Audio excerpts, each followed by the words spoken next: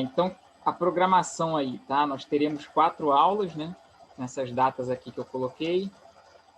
Dia 21, 23, né? 28 e 30. Então, para o dia de hoje, vocês vão assistir essa videoaula que eu estou fazendo e iniciar o trabalho 1 que eu vou passar. Próxima aula, videoaula 2 e finalizar o trabalho 1. Na outra semana, tempo para o trabalho 2 e leitura do material que eu vou fornecer.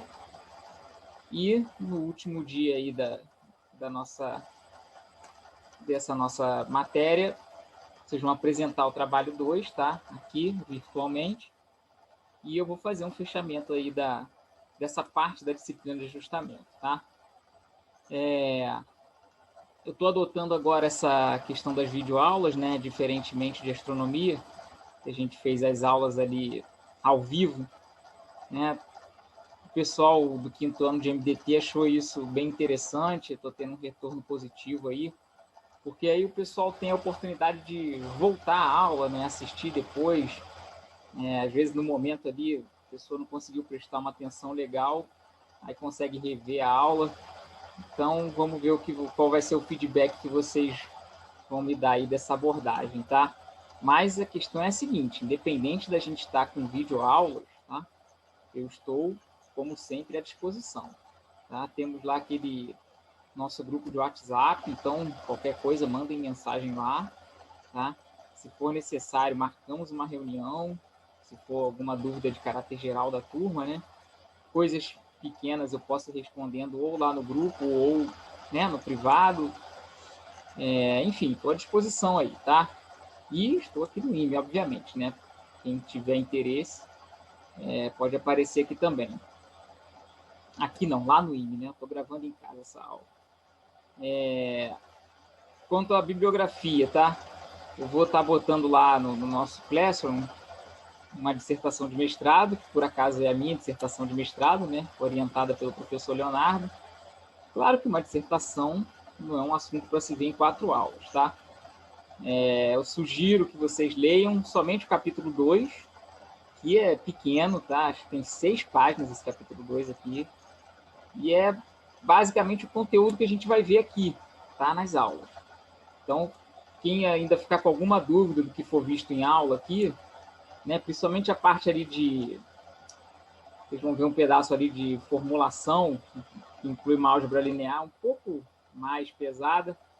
E aí vocês podem ver que lá está bem explicadinho, tá? E tem esse item 3.1 aqui do capítulo 3, que é uma matéria que vocês já devem, com certeza já viram aí com o professor Leonardo.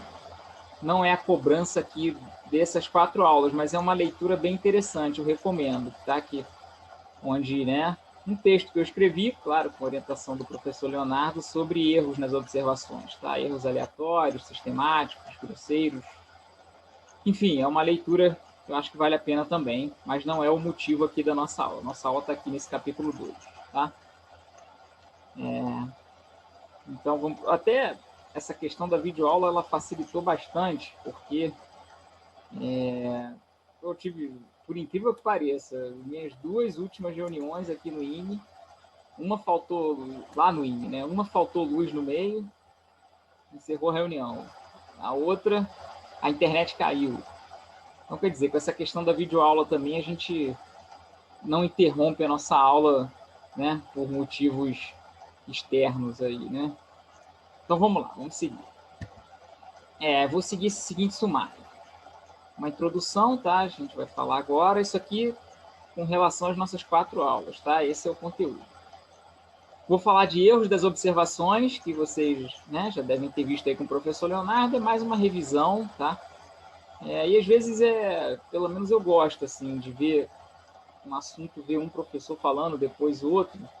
Isso aí, às vezes, facilita o entendimento, né?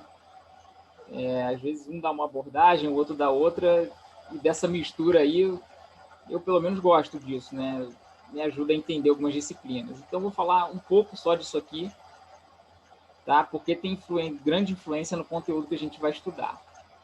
Vou falar de programação linear um pouco, também é um conteúdo aí que vocês já estão vendo com o Coronel Coutinho, né? matemática avançada. Então, aqui também vou passar bem rapidamente, tá? São alguns conceitos que eu considero fundamentais para a gente chegar nisso aqui. A aplicação das normas L1 e L infinito. Então, só para a gente não perder o encadeamento das ideias. Esse item 2, é uma matéria aí que vocês já viram, com o professor Leonardo, vou estar revisando. Item 3, matéria lá de matemática avançada, porém fundamental para o entendimento do nosso item 4 aqui. Tá? Então, não fiquem com a impressão que são alguns itens que estão aleatoriamente aqui na aula. Tá? A ideia é tudo isso aqui para construir essa parte aqui, que é aqui o néctar aqui da nossa aula. Tá? Ainda nesse primeiro vídeo, eu vou chegar até essa parte aqui 4 e vou passar o trabalho 1. Tá? Vou parar quando eu passar o trabalho 1, termino esse conteúdo no próximo vídeo e aí passo o trabalho 2. Tá? Esse primeiro vídeo é um pouco maior só, né? O segundo vídeo já vai ser menor, porque o meu foco realmente é vocês poderem praticar isso aí, né? Começar a botar a mão na massa aí realmente no ajustamento, e isso a gente vai ver aqui como vai funcionar durante a aula. Então, prossigamos, tá? Imagine uma situação aqui, né, utópica, né, uma situação aqui que eu inventei, mas para tentar ilustrar o nosso problema. Pensem que a gente tem um prédio, poderia ser o prédio do INPE aqui, né, que tem a bandeira do Brasil lá em cima, e a gente quer medir a altura do prédio e a altura da bandeira, tá? Aí a gente vai lá, né? Vocês já estudaram alguns métodos aí, pode ser com uma estação total, dependendo da posição, pode ser um teodolito, né? A gente viu lá na aula de astronomia. Enfim, a gente vai lá e mede aqui HP, né? A altura do prédio, e obtém essa altura aqui, 10,013 metros. Em seguida, a gente vai lá, mede a altura da bandeira e obtém 4,985 metros. Opa, beleza. Se o prédio tem essa altura, né, e a bandeira tem essa altura, pela matemática básica, a gente vai saber qual é a altura do prédio e da bandeira juntos, né? HP mais HB dá isso aqui. Resolvido o meu problema, né? Mas aí o que a gente faz? Não, vamos tirar a prova real disso aí, né? Vamos lá medir, então, a altura do prédio e da bandeira juntos aqui, o HPB. Né? Aí, quando eu faço essa medição, eu posso obter 15,004 metros. Meu olho fica esbugalhado. Não, eu estou errando em alguma coisa, né? Sou bizonho. Vamos medir de novo isso aqui. Aí eu vou lá, meço de novo, obtenho 14,996 metros. Ou seja, uma medição diferente da minha outra medição, né, do prédio da bandeira junto, e diferente da soma dos outros dois. Né? Ou seja, eu caí num sistema inconsistente. Né? Esse aqui é um sistema impossível de ser solucionado. Né? Qual é a altura do prédio e qual é a altura da bandeira? Né? Não sabemos. Somente com essas informações aqui, dessas observações, não sabemos. Tá? Então, é justamente aí, nesse ponto, que entra o ajustamento das observações. No momento que a gente precisa dar uma estimativa para as nossas incógnitas, tá? Com base nessas tomadas de observações abundantes. Tá? Aí vocês vão me perguntar, não, mas espera aí, então para que a gente pega mais observações que o mínimo necessário? Né? Por que a gente não pegou aqui só essas duas, HP e HB? E aí eu já teria aqui umas, né? Quanto seria o HP mais HB? Já teria resolvido o meu problema, né? Para que eu peguei mais observações, né? Para me obrigar a fazer ajustamento.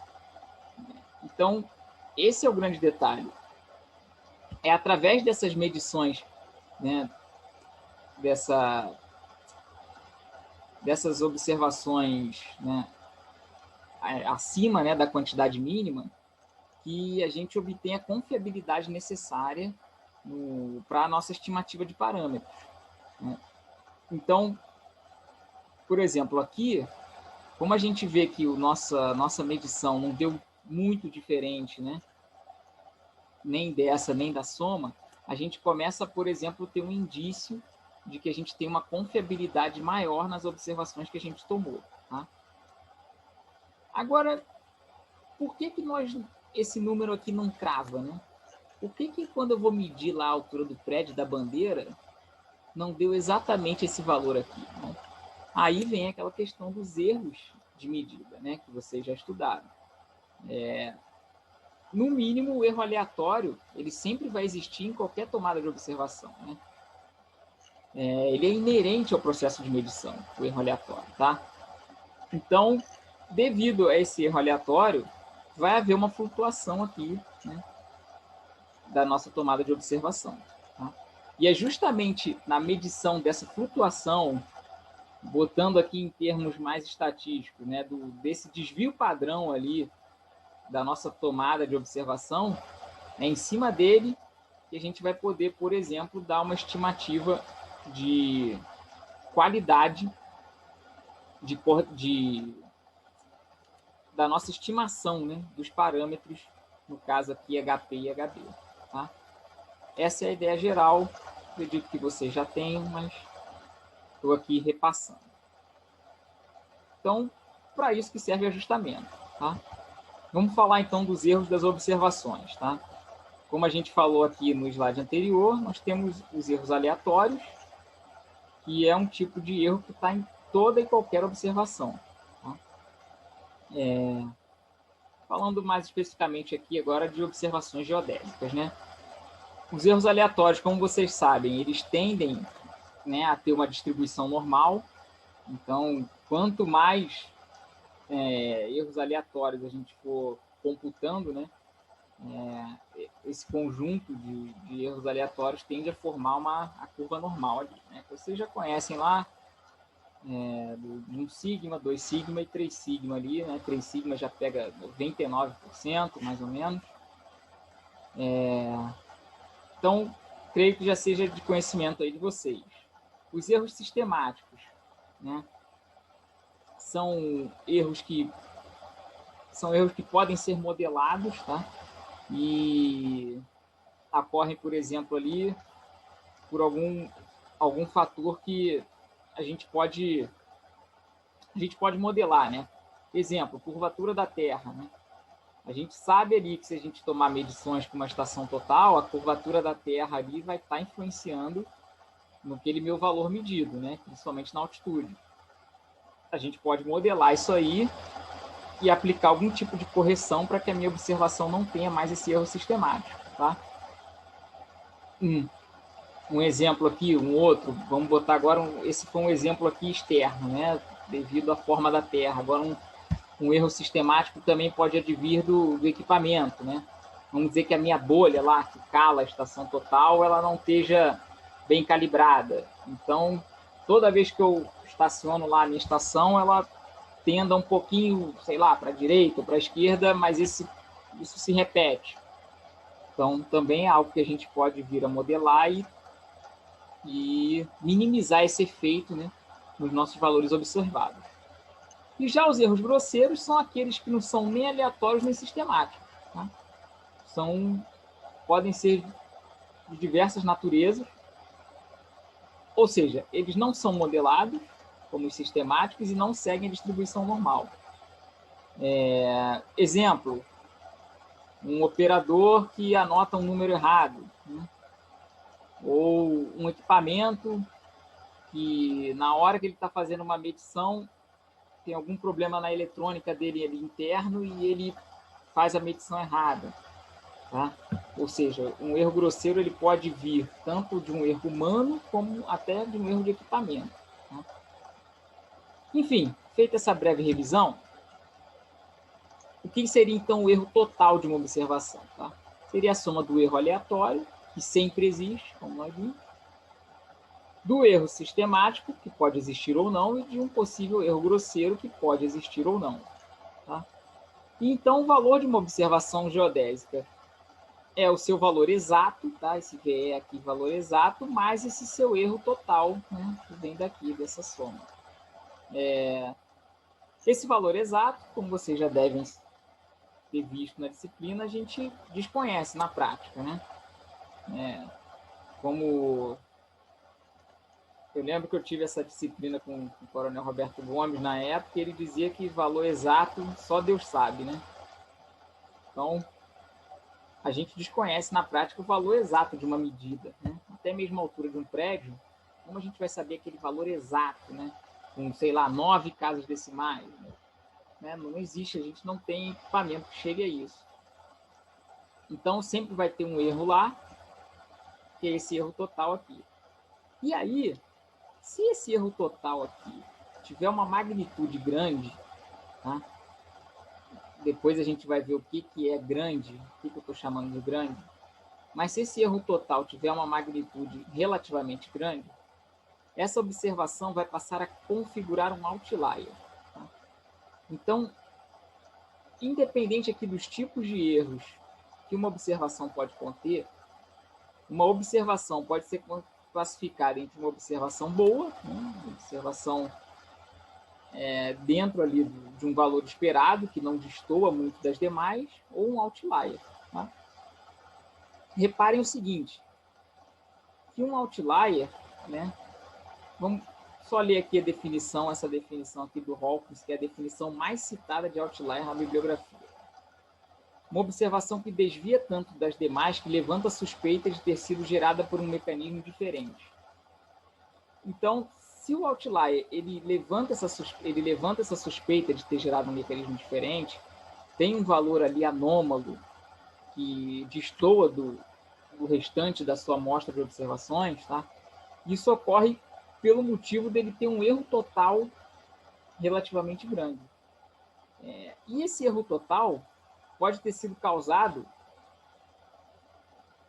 tanto por erro aleatório, sistemático ou grosseiro. Na maioria dos casos, isso é causado por erro grosseiro, tá? Você tem uma observação que destoa, normalmente é por um erro, como a gente viu, de repente um erro humano, um erro na eletrônica do equipamento, um erro grosseiro, tá? Tanto que, né, isso aqui é de um artigo desse autor aqui, o Lehmann, e essa frase aqui ela já foi citada em diversos outros artigos, por isso eu coloquei ela aqui. Ele fala que a maioria dos outliers são causados por erros grosseiros, e a maioria dos erros grosseiros causa outliers. Reparem que ele fala maioria, né? Não todos. Então, um erro sistemático pode causar também um outlier, né? Antes da gente conseguir modelar esse erro, né, a gente foi para o campo fazer uma medição. E a gente ainda não sabe que o erro sistemático aconteceu, né? A gente não conseguiu modelar aquilo ali. Ele pode trazer um outlier. Um erro aleatório também. Vamos lembrar que o erro aleatório ele segue a distribuição normal, né? Apesar de ser muito improvável, né? Como ele segue a distribuição normal, o erro aleatório pode estar lá bem na cauda lá daquela nossa curva normal, né? Depois dos 3 sigmas, 4, 5 sigmas. E isso pode também gerar um erro total grande e gerar um outlier. Então, assim, normalmente é causado por erro grosseiro, mas não necessariamente sempre. E um erro grosseiro pode também não causar um outlier, tá? Pensemos o seguinte, o erro grosseiro, ele não é modelado, mas ele pode ter uma magnitude muito pequena. Vamos dizer que aquele exemplo da bolha lá. A bolha está mal calada no nosso equipamento.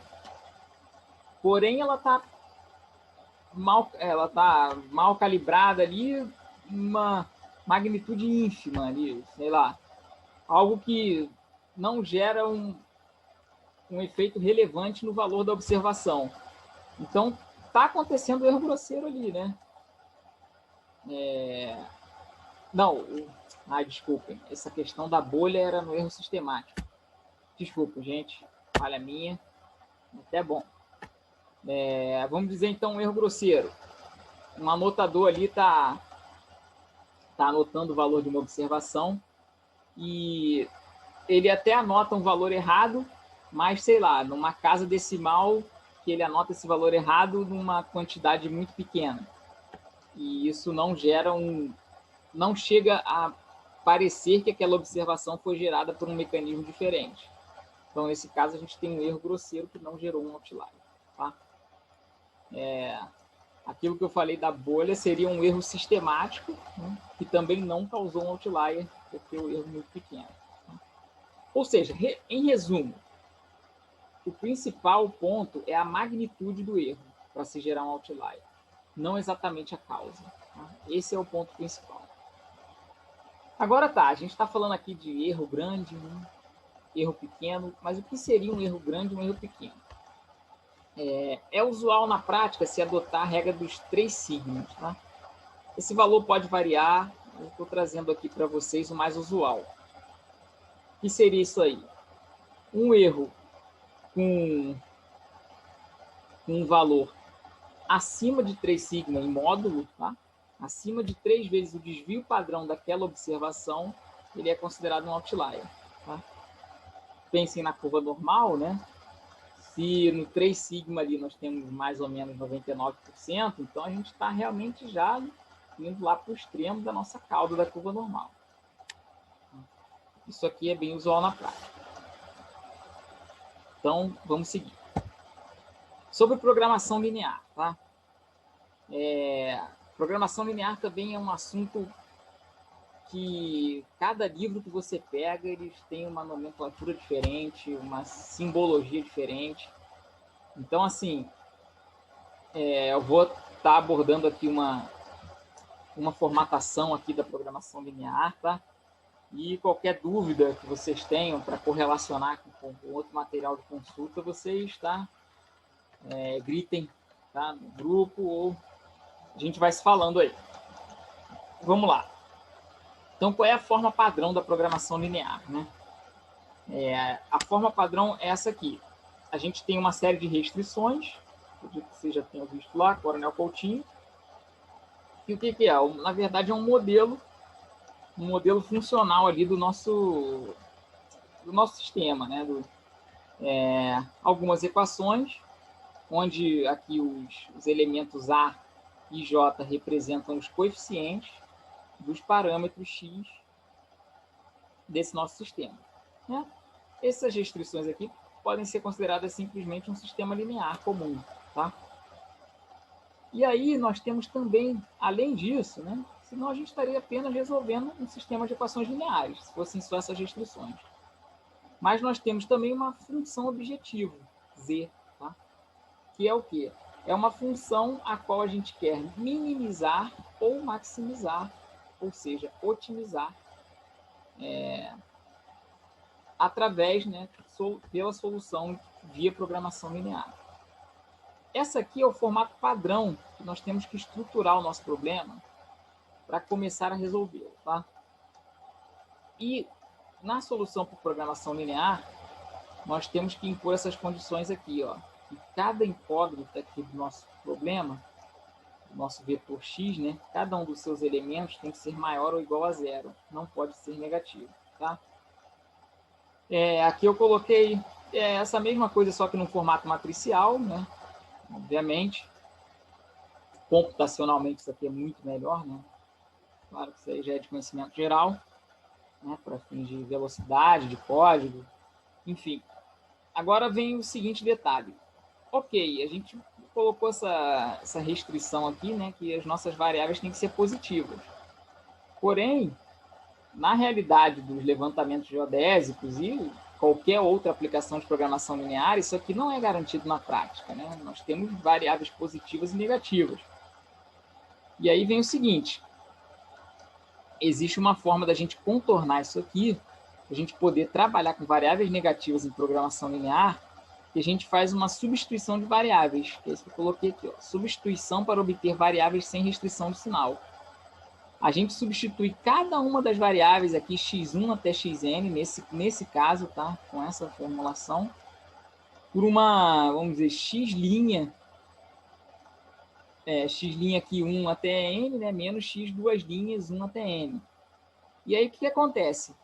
Como essa aqui tem que ser positiva, né? Porque lembre que a gente vai substituir a variável. Isso aqui vai entrar lá no meu problema de programação linear. Como isso aqui tem que ser positivo e isso aqui também tem que ser positivo, a gente consegue ter aqui um x que depois que a gente retornar, né, a variável original x, ele vai poder ser negativo, né? Sei lá, exemplo aqui, vamos dizer que o meu x' deu 3, né? O meu x1' deu 3 e o meu x1, duas linhas, deu 5. Né? Os dois deram valores positivos, dentro aqui da exigência da programação linear. Porém, o x, quando a gente retornar essa variável original, 3 menos 5 menos 2, a gente vai estar trabalhando com variáveis negativas. Tá? Outro detalhe é o seguinte, vejam que aqui a gente tem restrições todas com sinal de igualdade, nós não temos inequações. Tá? Para os nossos trabalhos aqui, nos nossos problemas de ajustamento em geodésia, normalmente isso aqui já é normal, a gente normalmente tem equações com igualdade. Porém, eu acho que vale citar que em muitos problemas, fora, na geodésia eu nunca vi, mas fora da geodésia a gente tem aqui inequações, né? De menor ou igual, ou maior ou igual, e aí nesse caso a gente insere a conhecida variável de folga. Que seria o quê? Se eu tivesse aqui um símbolo aqui de menor ou igual, né? Eu inseriria aqui mais uma variável no meu problema, e aí conseguiria botar o sinal de igualdade. Porque se eu tenho aqui um menor ou igual, e aí eu passo a inserir aqui uma nova variável que certamente tem um valor positivo, né? Essa variável ela compensa a questão do menor ou igual, e aí eu passo a poder estabelecer uma igualdade. Tá? Só revisando aí o que vocês já devem estar vendo com o Coronel Coutinho. Então, alguns conceitos básicos aqui, tá? Uma solução factível do problema de programação linear é qualquer uma que atenda às restrições do problema. Então, esquece aqui a minha função objetiva. Teria aqui o meu sistema de equações lineares de restrições. Qualquer solução que resolva isso aqui é uma solução factível. Entre as soluções factíveis estão as soluções básicas, que são o quê? São aquelas obtidas fazendo-se n menos n variáveis iguais a zero, chamadas de variáveis não básicas, e resolvendo o sistema em relação às demais n variáveis básicas. Tá? Lembrando, n é o nosso número de incógnitas, tá? Aqui é a dimensão aqui, né, do nosso vetor x. M, nosso número de observações. Tá? Então vejam aqui que a gente tem as diversas observações, as diversas equações, né, do nosso sistema, vai de aqui a linha A até a linha M. Tá? E a gente tem essa questão das soluções básicas quando a gente, né, faz n menos m variáveis iguais a zero e resolve o problema para as demais. Tá? As colunas dessas n variáveis básicas são chamadas colunas básicas. Tá? Então, as variáveis aqui que eu não igualei a zero, vamos dizer que x1 eu não tenha igualado a zero para achar uma solução básica. Então, x1 é uma variável básica e a coluna aqui de x1 no meu problema vai ser chamada coluna básica. Tá? E uma solução básica ótima, né? A gente até agora está falando só no nosso sistema aqui de equações, tá? Nas nossas restrições. A solução básica ótima é aquela que minimiza ou maximiza a função objetivo. Então, agora, finalmente, a gente entrou na função objetivo. Tá? Então, a solução básica ótima, né? A solução que, além de ser básica, que é o que a gente viu aqui, ela consegue minimizar ou maximizar, dependendo do nosso problema, a nossa função objetiva. É o que a gente busca no final das contas. Tá? E ela pode não ser única. Tá? Pode não ser única e pode até não existir. Né? Se a gente tiver um problema que é impossível de ser solucionado, né? A gente não vai resolver. Mas, enfim. E aí a geometria do problema, né? Qual é a ideia, então, por trás da programação linear? Que foi considerada uma das 15 maiores descobertas da matemática no século passado, hein, gente? Vejam que é algo que, né? Como é que eu posso dizer? Não é algo tão complicado assim de se ver, né? São equações lineares, algo que se vê até no segundo grau. Mas essa descoberta aqui dessa geometria e dessa solução, né? Foi considerada aí foi numa revista que eu vi, agora não lembro qual, talvez é super interessante. Mas, enfim, vamos continuar aqui. Geometria do problema. O conjunto de todas as soluções factíveis do modelo de programação linear é um conjunto convexo. Tá? Então, está aqui o exemplo de um conjunto convexo. Tá? E aqui poderiam estar todas as soluções factíveis lá do modelo de programação linear. Por enquanto, eu estou falando disso aqui, tá? Das restrições do problema. As soluções formam um conjunto convexo. Toda solução básica, né? Agora aquelas lá fazendo n menos m colunas, né, variáveis iguais a zero. É um ponto extremo do conjunto de soluções factíveis. Então está aqui, nosso conjunto de soluções factíveis, convexo. Soluções básicas são esses pontos aqui extremos, tá? Seriam os vértices desse poliedro aqui. Claro que, né, isso aqui é um poliedro, eu estou em 3 dimensões, né? Normalmente a gente vai estar trabalhando em dimensões muito maiores, então não daria para fazer essa associação que eu fiz aqui só para tentar ajudar a ilustrar. Neste cenário, no mínimo, uma das soluções ótimas que otimizam a função objetivo é também solução básica. Tá? Então, se a gente conseguir ir percorrendo as soluções básicas até chegar na solução ótima, né, a gente resolve o nosso problema. Tá? Esse está ilustrado aqui, está melhor no próximo slide. Vamos lá. Então, qual é a estratégia do método simplex, que é um dos métodos de programação linear? Né? Esse aqui é o mais consagrado na literatura.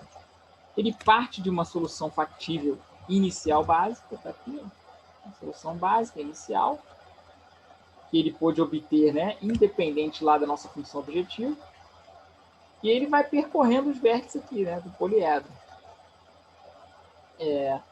Ele segue critérios específicos, que não vale a pena a gente entrar aqui, de como ele vai escolher o próximo vértice, né? Ele está aqui, ele vai vir para cá ou vai vir para cá, né? Então, segue esses critérios, né?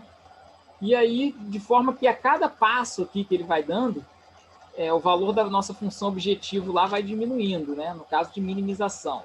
Lembrando o nosso objetivo, é otimizar aquela função objetivo lá, tá? Vamos pensar aqui em minimização, porque é o nosso caso em geodésia. A gente vai estar sempre querendo minimizar alguma função objetiva. Então, ele vai percorrendo esses pontos extremos até que chega a uma, né, solução factível lá, básica ótima. Tá? Então, essa é a estratégia do método. Aqui eu coloquei um exemplo no MATLAB, tá? Da implementação disso aí, muito simples, né? No MATLAB é show de bola. Pensem aqui nesse problema aqui, ó, nessa função objetivo com essas restrições aqui, tá? A função objetivo é essa, sujeito a, né, com essas restrições. Então o MATLAB ele adota aqui essa sintaxe aqui, ó.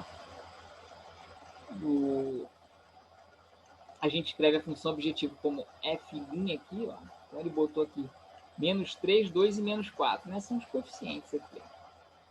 Ele só trocou o sinal porque a gente quer maximizar, tá? Então, por default, ele adota a minimização. Se você quer maximização, você tem que trocar o sinal aqui.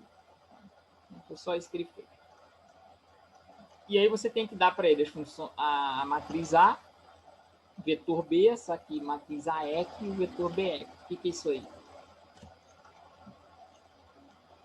As restrições que estão nesse formato de inequação, você coloca em A e B. Então, por exemplo, aqui, ó, essa restrição aqui, 1.6x1 mais 4.7x2 mais 8x3 menor ou igual a 4. Ela entrou aqui, ó, na matriz A. E o termo independente dela entrou aqui no B. Já essa restrição aqui, que é uma igualdade, ela entrou na matriz AEC, ó, 2, menos 8 e 9. E o BEC entrou aqui no centro. Tá? Esse LB e o B aqui é o lower bound e o upper bound, tá? É o que? Você está limitando os valores, o intervalo de valores que podem estar suas incógnitas, tá? Então, aqui nesse caso ele colocou x1 entre menos infinito e mais infinito, tá? x2 entre menos infinito e 0, e assim vai. Vocês podem me perguntar, peraí, Major, a gente não tinha aquela restrição que todas as nossas variáveis não podem ser negativas, certo? A gente estabeleceu isso lá no início, né? Porém, o que o MATLAB faz? Ele faz aquela substituição de variáveis lá que a gente citou automaticamente para a gente, tá? Então, quando a gente coloca aqui, por exemplo, que uma variável pode estar entre menos infinito e mais infinito, ele lá, no algoritmo dele, ele já gera para a gente essa substituição de variáveis aqui para a gente poder trabalhar com valores negativos. Tá? Então é isso. É isso que está acontecendo aqui por trás. Tá? E aí, está aqui com essa linha de código aqui, ó, xs igual a limprog. Limprog é a função lá no MATLAB, e você dá essas entradas aqui que você estabeleceu antes. Ele vai te dar esse resultado aqui. x1 igual a menos 121, x2 menos 1,87, x3 25,97, e S, né, o valor máximo lá da nossa função objetivo para esse vetor x, é esse aqui, 258. Tá? Isso aqui é um exemplo rápido no MATLAB. Ok. Programação linear. Encerramos. Agora vamos aí entrar no néctar daí da nossa aula. Ajustamento pelas normas L1 e L infinito. Tá? Eu coloquei aqui ajustamento pelas normas L1 e L infinito, porque esse é o foco aqui da nossa aula. Tá? Porém, vale citar já desde já que o ajustamento mais usual em geodésia é o pela norma L2. E certamente vocês vão ver com muito mais ênfase com o professor Leonardo. Tá? Então, por isso que nessa aula aqui eu estou focando na L1 e na L infinito, que são conteúdos que o professor Leonardo não vai abordar com vocês. Tá? E depois a L2 ele vai investir aí um tempo muito maior com vocês. Tá? Justamente por ser o ajustamento mais utilizado. Porém, não é o único, tá? E não é o melhor em todas as ocasiões. A gente vai ver isso aqui na nossa aula. A ideia dessa aula é justamente essa, tá, gente? Vocês saiam com a ideia de que existe o ajustamento pela norma L2, que é o método dos mínimos quadrados, porém não é o único, tá? E vocês vão conhecer aí algumas vantagens e desvantagens de outros métodos. Então, para a gente poder começar a falar no ajustamento por essas normas, né, vamos primeiro definir o que é uma norma vetorial. Tá? Uma norma vetorial ela é uma função de Rn, né, n aqui a dimensão aqui, né, do nosso espaço, em R. Ou seja, ela traz um vetor e essa função transforma esse vetor num escalar. Tá? Então, assim, a norma de um vetor é um escalar. E aqui, para ser considerada uma norma vetorial, ela tem que atender a esses três critérios aqui, tá? Então, a norma vetorial de qualquer vetor, né, x pertencendo aqui a Rn, ela é sempre maior ou igual a zero. Né? A norma da soma de dois vetores é sempre menor ou igual que a norma de um mais a norma do outro. E a multiplicação aqui, né, por um escalar, tá? Alfa pertence a R, ela pode, né, sair aqui de dentro da função, né? E sem alterar o valor final, né, dessa norma aqui. Tá? Então, só seguir essas três propriedades já pode ser uma norma vetorial. A norma mais conhecida, a norma vetorial mais conhecida, que a gente já aprende, sei lá, desde o segundo grau, é o módulo do vetor. Tá? O módulo de um vetor, que a gente chama de norma L2, né? Então, se a gente tem um vetor lá no espaço, se a gente calcula o módulo desse vetor, a gente está calculando a norma L2 desse vetor. Tá? Só como um exemplo aqui, uma ilustração. Dentro das diversas normas vetoriais possíveis, nós temos as chamadas normas P. E, por favor, esse P aqui não tem nada a ver com peso, tá? Não tem nada a ver com peso de observações. É uma terminologia do tipo de norma. Só para não confundir vocês quando a gente falar em peso.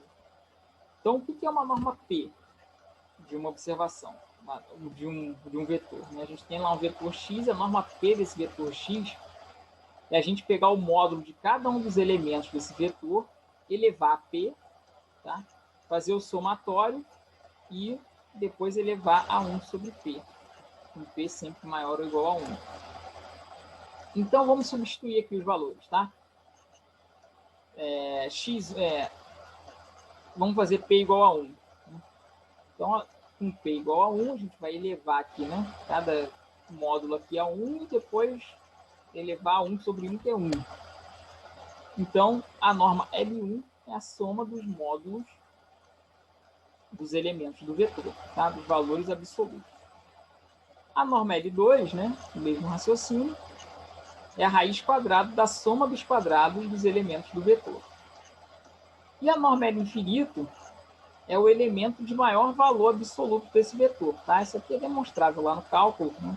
A gente elevando aqui todo mundo a infinito, depois elevando a 1 sobre infinito, o resultado disso aqui é o maior valor dentro desses elementos aqui do vetor x, tá?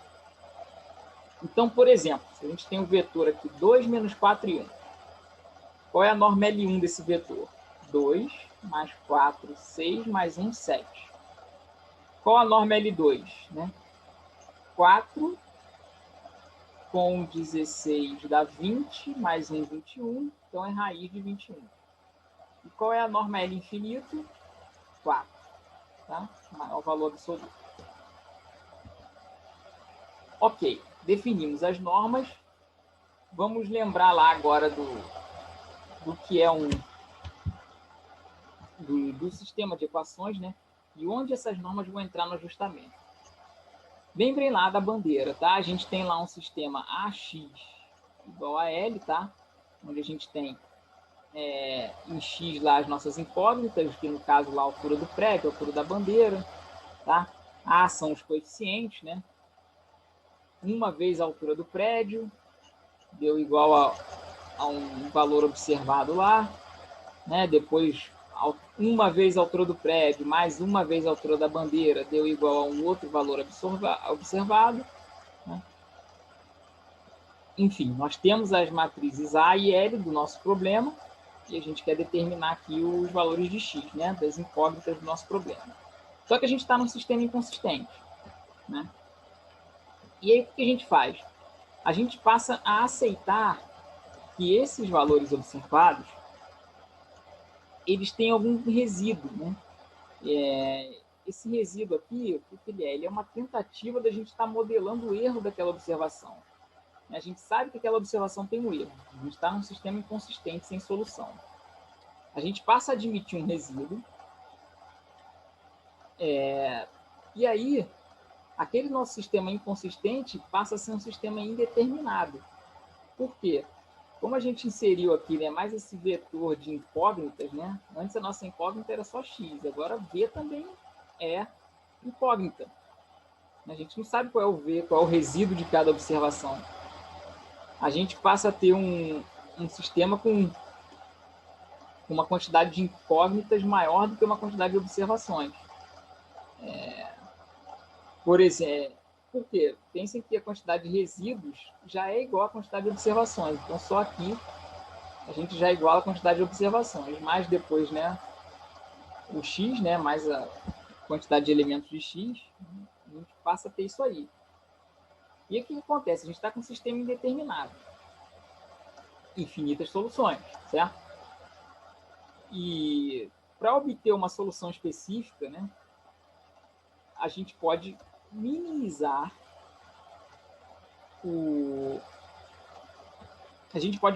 alguma outra função. Lembrem lá da questão da função objetivo, né, da programação linear. A gente escolhe uma função a qual a gente quer minimizar ou maximizar. No nosso caso aqui vai ser sempre minimizar. Então, se a gente coloca como função objetivo que a gente quer minimizar a norma L1 dos resíduos do ajustamento, a gente vai estar minimizando esse PTV aqui. Agora sim, P sendo aqui o vetor dos pesos das observações. Tá? Por enquanto, gente, pelo menos para essa aula, como vocês ainda estão começando aí em ajustamento, podem desconsiderar esse vetor P aqui, tá? Eu vou deixar aqui para referência futura, caso vocês queiram depois ver esse vídeo. Mas, por enquanto, vamos considerar que a gente vai estar minimizando a soma dos valores dos resíduos absolutos lá. Ou seja, a gente está minimizando a norma L1. A gente está impondo uma condição a mais nesse nosso sistema indeterminado, impondo uma função objetivo, para que a gente caminhe para uma das soluções possíveis desse sistema indeterminado. Tá? No caso de minimizar a norma L2, que é o MMQ, a gente vai estar minimizando, né, a soma dos quadrados dos resíduos, tá? Esse VTV aqui, né? Todo mundo sabe que o resíduo, o vetor aqui transposto, né? Depois multiplicado por ele mesmo, vai dar um escalar, né?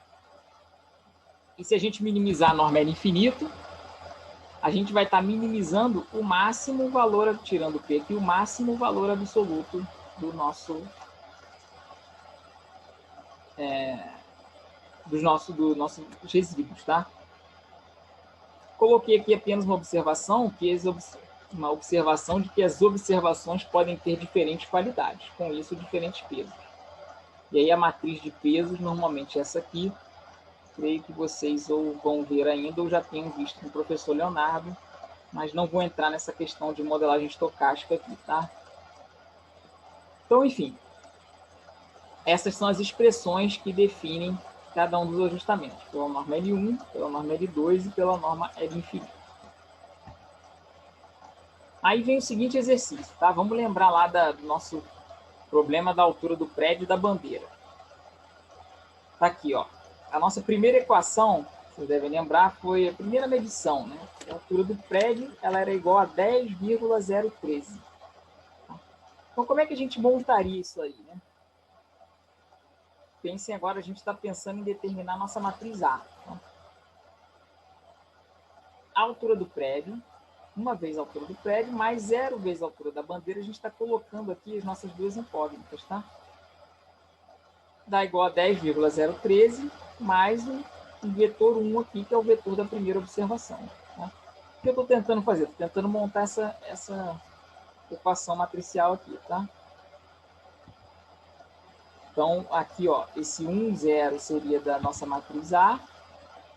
Nosso vetor X seria HP e HB. Tá? Nosso vetor L aqui, o primeiro elemento dele, esse 10,013. E o nosso vetor V, o nosso primeiro elemento, é aqui o V1. Tá? Então, o que eu peço para vocês? Que construam a matriz A desse problema, construam o vetor L, escreva a função objetivo para a minimização das normas L1, L2 e L infinito no ajustamento em função, tá? Em termos de V1, V2, V3 e V4. Então, bem simples, né? Lembrando aqui, ó, que é a norma L1, que a gente quer minimizar, tá? Lembrando que a gente está desconsiderando o peso, como fica isso em função de V1, V2, V3 e V4, tá? Para L1, L2 e L infinito. Lembrando que L1, por exemplo, é a soma dos módulos dos elementos, tá? Só isso. E a gente vai estar minimizando isso aí, tá? E aí vem uma pergunta aqui, responda se os ajustamentos do item 3 são problemas de maximização ou minimização. Pô, essa pergunta aqui é até piada, né? Eu acabei de responder. Então, para cada um desses ajustamentos aqui, a gente vai estar minimizando, por exemplo, a norma L1, ou a gente vai estar maximizando? É isso que eu estou perguntando aqui. Tá? É bem importante. Pessoal, é importante esse exercício, tá? Façam. Ele vai fazer parte aí do trabalho 1. Para vocês já irem fixando alguns conceitos que vão ser importantes para o trabalho 2, tá? Enfim, agora eu vou falar aqui um pouco da formulação, como a gente vai montar o nosso problema de programação linear para resolver os ajustamentos pelas normas L1 e L infinito, tá? A ideia agora é essa. Vocês estão vendo aqui que são algumas formulações, tá? Elas estão muito bem explicadas lá no... Aliás, estão explicadas, né? Espero que bem, lá no material que eu vou fornecer para vocês, tá? Que é a dissertação de mestrado, capítulo 2. Tá? Então, se alguém ficar com alguma dúvida, consulte lá esse material. Tá? Obviamente, se a dúvida permanecer, estou à disposição de vocês, né, gente? Isso aí não tem dúvidas, tá? É porque é importante vocês também saberem buscar o conhecimento, tá? Então, vamos lá. A gente tem lá aquele nosso modelo, AX igual a L mais V, né? A gente passou a assumir a existência do resíduo. Né? A questão dos pesos, que a gente não vai entrar, se houvesse ser isso aqui. Tá? Então, toda vez que eu estou botando peso aqui, como a gente vai estar tratando os pesos como todas as observações tendo o mesmo peso. O que é isso? A gente está considerando que todas as observações têm a mesma qualidade. Todas as equações do nosso sistema linear têm a mesma qualidade. Então, não tem motivo da gente estar dando um maior peso no ajustamento para uma observação do que outra, uma vez que todas têm uma qualidade parecida, tá? Essa é a ideia. Então, toda vez que vocês verem aqui P, vocês podem pensar, no caso do Pzinho, que é vetor, num vetor de uns, tá? E numa matriz P, seria uma matriz diagonal, onde a diagonal principal é toda igual a 1. Para esse primeiro momento, podem pensar dessa forma. Então, primeiramente, o MMQ. Como eu falei no início da aula, é o mais usual. E um dos motivos também dele ser o mais usual é que ele é bem mais simples de ser resolvido, né? Ele não depende nem de programação linear. Essa expressão algébrica aqui, simples, né? Somente ela resolve o nosso problema do MMQ. Tá? O MMQ ele tem uma série de vantagens, tá? Creio que vocês vão ver aí o professor Leonardo, mas só para citar aqui, o MMQ ele nos dá a solução de mínima variância, tá? Para os nossos parâmetros estimados. Ele é o estimador de máxima verossimilhança para a questão para o caso de distribuição normal dos erros das observações, né? Então, assim, pensando que as nossas observações só têm erros aleatórios, e que os erros aleatórios seguem uma distribuição normal, ele é um estimador ótimo aí, porque ele é o de máxima verossimilhança justamente nesse caso, tá? Agora, o problema é o seguinte, nós podemos ter outliers nas observações, e aí, né, ele deixa de ser tão bom assim, tá? Isso a gente vai ver um pouco mais para frente. Mas, enfim, o MMQ se resolve aqui dessa forma, tá? Com essa expressão aqui. Vamos lá. ML1. ML1, minimização da norma L1, tá? A gente quer minimizar, lembrando, a soma dos módulos dos elementos do vetor, tá? Primeiramente, a gente tem que fazer aquela nossa substituição de variáveis lá, né? Lembra? Para a gente poder ter variáveis negativas, né? Poder trabalhar com valores negativos. Então, tanto para x, né? Que são as incógnitas lá iniciais do nosso problema, né? Vamos colocar dessa forma, pensando lá no problema da bandeira, que seria HP e HB, né? Nosso vetor x. E tanto para ver que são os resíduos do ajustamento, que a gente passou a tratar também como incógnita, né? Que são valores desconhecidos antes do ajustamento, a gente está fazendo aqui simplesmente aquela substituição, tá, gente? Só adotei essa nomenclatura para facilitar. É aquela substituição de variáveis lá do início que a gente usa para poder trabalhar com valores negativos, tá? E a nossa função objetivo, depois dessa substituição de variáveis, passa a ser essa aqui, né? A gente só trocou V por U menos W, tá? Mantendo o módulo. E aí, o nosso modelo funcional, tá? Vamos lembrar dele aqui, ó. Aqui, AX igual a L mais V. Pode ser expresso dessa forma aqui, né? Vejam que aqui, ó, o nosso x, né, ele explodiu em alfa menos beta. Então, a gente colocou aqui, ó, aqui seria o vetor x, né, que agora passou a ser alfa, beta, u e w do v, né, que o v também é incógnito. E aí a gente multiplica por a menos i e i, né? Por quê? Antes era ax igual a L, né? Nesse caso aqui eu já passei o V para dentro, tá? Então aqui é ax menos V igual a L, né? O V ele já veio para cá, por isso que o U e W estão aqui. Mas vamos botar lá, ax menos V igual a L. Então aqui, ó, A alfa, né? Menos A vezes beta, né? A gente está fazendo o quê? Aquele A alfa menos beta, né? Menos o V, que foi substituído por U menos W, então aqui é a matriz identidade, né? Porque é menos V. Aqui é o menos V veio para cá, o A, ele não, os coeficientes são 1 de V, né? Por isso que aqui está a matriz identidade. dá igual a matriz L, tá? Pessoal, lá naquele capítulo 2, isso está bem direitinho ali, se vocês quiserem fazer a leitura. Eu vou passar aqui para a gente conseguir andar, tá? Agora, vejam que coisa interessante. Aqui a gente montou o nosso modelo funcional, tá? Qualquer dúvida também me acione. Tá? A gente montou aqui o modelo funcional. E aí, vejam o seguinte.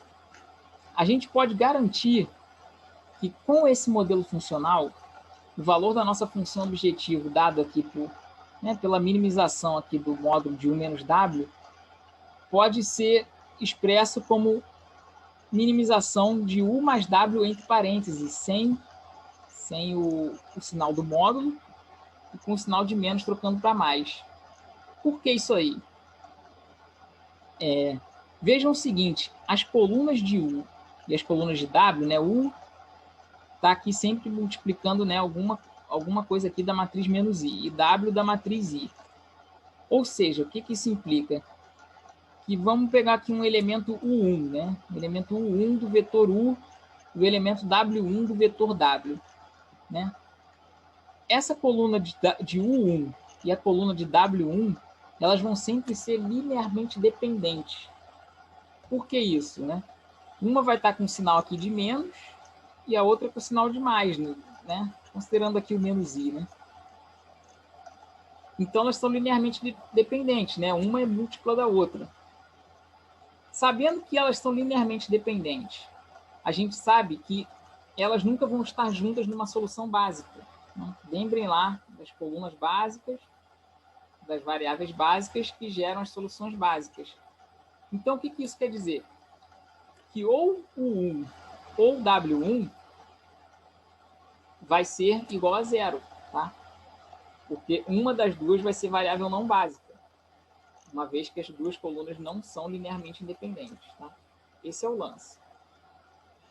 Dado que isso acontece, a gente já sabe que ou U ou W, né, um elemento de U e o correspondente elemento em W vai ser sempre igual a zero. Além disso, a gente sabe que tanto U ou W são maiores ou iguais a zero. Isso vem lá das nossas regras da programação linear. Tanto que para V poder assumir um valor negativo, a gente substituiu por U menos W. Né? U e W têm que ser valores positivos, tá? Para que V não seja necessariamente. Então, vamos pensar aqui uma situação hipotética. U é maior que zero, qualquer valor, e W é igual a zero. Né? Porque se U é maior que zero, W tem que ser zero. O módulo de U menos W é igual a U mais W. Agora pensem a outra situação possível. U ser igual a zero e W ser um valor maior que zero, maior ou igual a zero. Né? Da mesma forma, o módulo de U menos W dá igual a U mais W. Tá? Então, essa equação pode ser substituída por essa equação. E aí, como nós nos livramos desse sinal de módulo, a gente consegue construir a nossa função objetivo num formato matricial aqui para dar entrada lá naquele nosso formato padrão da programação linear. Tá?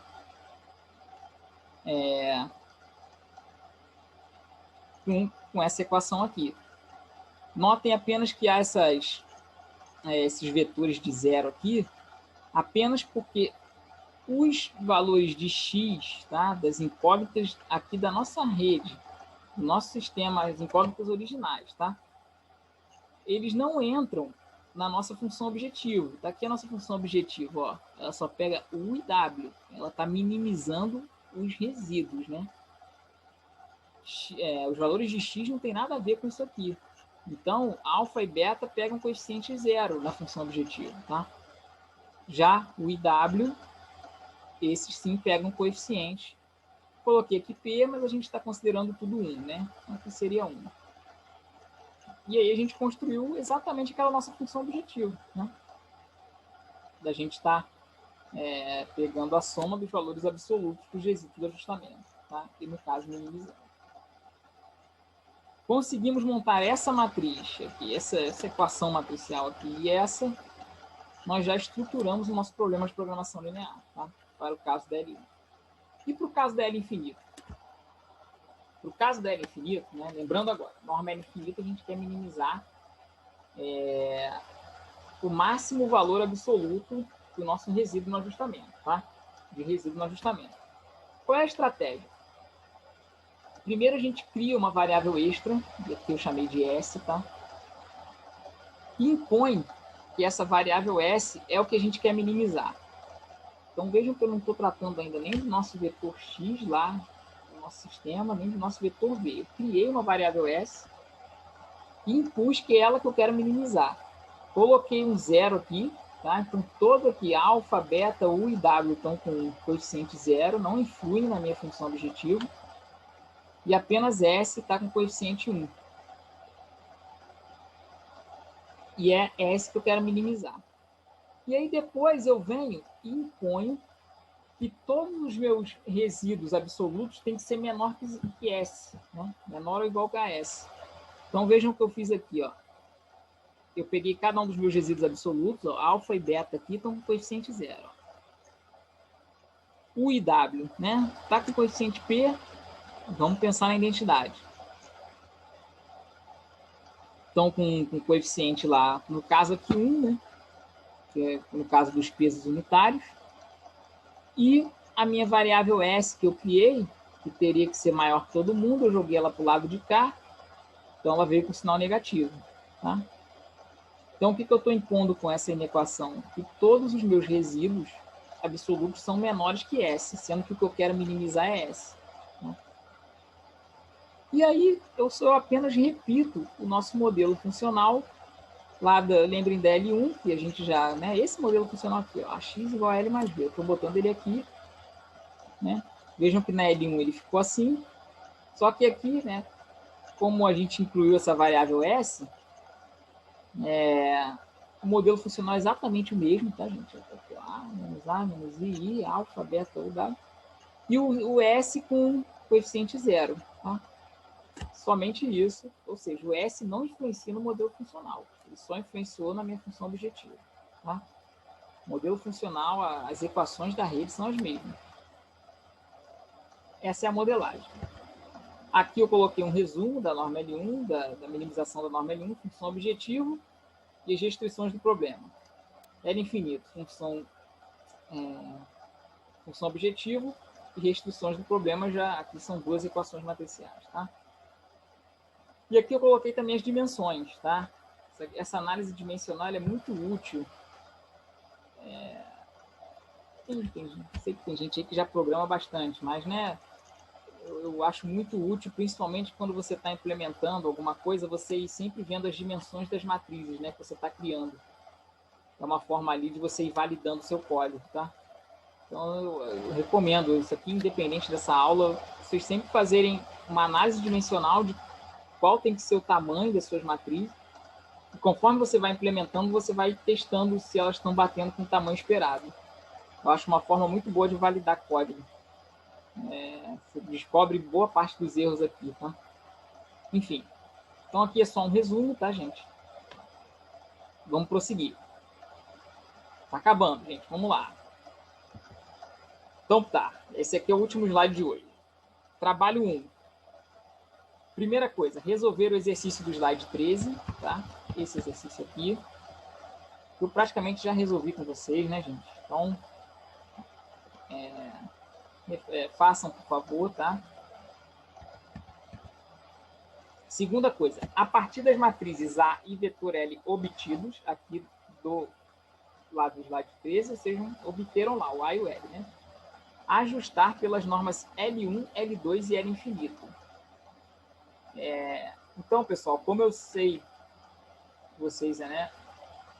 Seria muita coisa eu chegar agora e pedir que vocês já entendam isso aqui tudo e implementem, tá? O que eu fiz? Eu estou fornecendo para vocês os códigos da L1, da L2 e da L infinito, tá? Vou colocar lá no nosso Classroom. E, inclusive, o código da norma L1 está totalmente comentado. Então, assim, a ideia que eu gostaria é o seguinte de vocês. Que vocês peguem esses códigos, insiram lá a sua matriz A e a sua matriz L. Só isso aí vocês vão ter que fazer. E entendam, tentem dar uma lida no código, principalmente o da L1 está todo comentado, tá? O da L2 é muito simples, como a gente viu. E o da L infinito, ele não está comentado, mas assim, com base nos comentários da L1, você dá para entender o da L infinito, tá? E aí eu vou estar fornecendo esses códigos para vocês. E aí eu peço que vocês ajustem pela L1, L2 e L infinito lá o nosso problema da bandeira e coloquem no trabalho os resíduos de cada um desses 3 ajustamentos com 4 casas decimais. Tá? Detalhe, os códigos que eu estou passando para vocês estão em Octave. Para quem preferir usar o MATLAB, é mais simples, tá? Mas aí vocês vão ter que procurar a sintaxe lá do MATLAB. Tá? Eu até dei aquela dica ali, né, em um dos slides. Já o código do Octave ali está pronto para rodar. Tá? Então, assim, cada um sabe aí o que quer fazer. Se alguém quiser usar uma outra linguagem também, não está proibido, tá, gente? Cada um usa a linguagem que quiser. Eu sugiro usarem o Octave porque vai poupar esforço de vocês, tá? O Octave é um programa livre, assim, um programa de fácil instalação. Mas, enfim, não é obrigatório usar o Octave. Então, é só isso o trabalho, tá? Resolver aquele problema do slide 13, realizar esses 3 ajustamentos, utilizem o código fornecido, 4 casas decimais e colocar os resíduos desses 3 ajustamentos. O que eu espero que vocês vejam com esse trabalho? E vocês vão ter 3 resultados diferentes. Tá? Então, cada um dos ajustamentos vai ter um resultado diferente. Tanto do vetor estimado, das incógnitas do nosso sistema, no caso lá a altura do prédio e a altura da bandeira, como dos resíduos do ajustamento. Tá? Vai dar tudo diferente. Isso com o intuito de quê? De vocês verem lá aquele nosso problema inicial. Temos um sistema, queremos dar uma estimativa para aquelas incógnitas e temos diferentes métodos de dar essa estimativa. Tá? A partir do momento que vocês entenderem isso e verem na prática, a gente vai poder, no próximo vídeo, na próxima aula, passar a falar de vantagens e desvantagens de cada um dos métodos. Tá? Então, assim, entrega até o dia 28 de outubro, então, né, quarta da semana que vem, 8 da manhã, tá, gente? Então, uma semana aí. Agora, sim, sugiro que vocês já vão mexendo, porque depois vai vir o outro trabalho é um pouco mais complicado e ele vai ser para sexta-feira seguinte.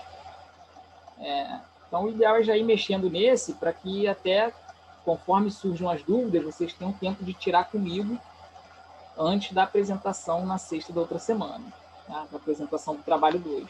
Esse trabalho 1 aqui é importante no encadeamento das ideias para fazer o trabalho 2. Tá? O trabalho não precisa ser individual, tá? Não sei que vocês queiram, eu sugiro lá vocês adotarem aqueles grupos de astronomia, né? Duplas ou trios. E aí podem colocar lá postem lá no Google Classroom a solução, tá? Claro, indicando qual é o nome dos integrantes do grupo em cada um dos trabalhos, tá? Pessoal, acho que é só isso tudo por agora, tá? Obrigado aí pela atenção. Um abraço a todos, né? Tem um tempo aí já que não nos vemos pessoalmente, tá? A sala de aula de vocês, ó, show de bola, reformada. Vocês vão poder ver aí no dia da VF, tá? Então, um abraço aí e eu retorno com a nossa segunda aula.